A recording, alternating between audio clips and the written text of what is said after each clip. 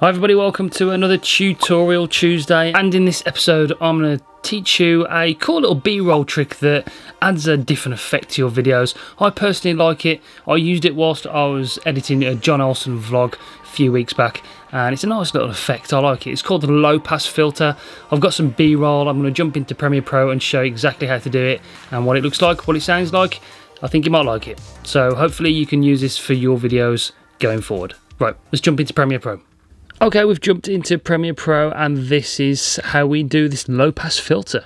Basically, I've got this segment of B-roll that I've edited, and it plays through like so. I've got a nice masking transition there. I'm loving the masking transitions at the moment.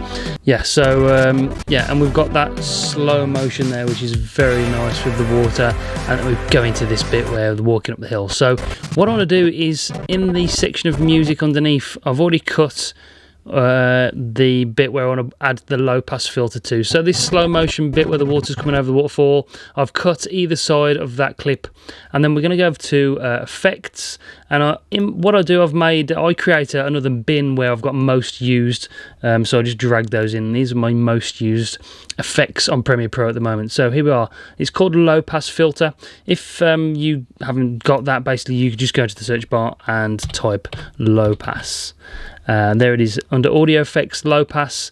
We drag that onto the music. Okay, so then when we've got the music selected there, we go to effect controls and then drag this cutoff down to, probably about between 200 and 500, depending on what you like. And then when we play the clip, it sounds a bit like this. Transition.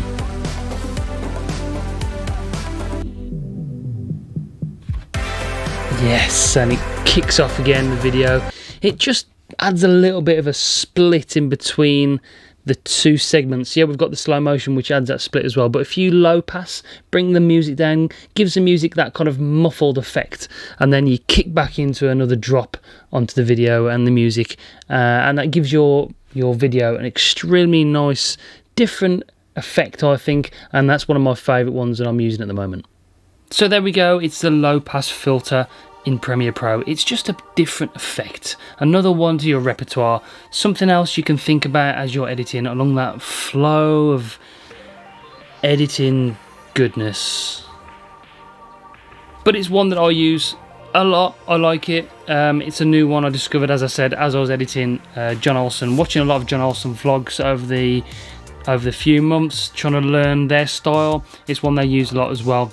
I don't know, it just adds that cool little bit of something into your videos. So I hope this was helpful, guys. I hope this is another effect you can add to your repertoire and enjoy using it. Go and practice, check it out. Let me know in the comments down below how you get on and what you think about this effect. If you haven't already, make sure you subscribe, and thanks for watching, guys. Take it easy. I'll see you next week for another Tutorial Tuesday.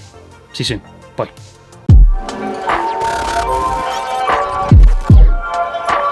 Thanks for watching, guys.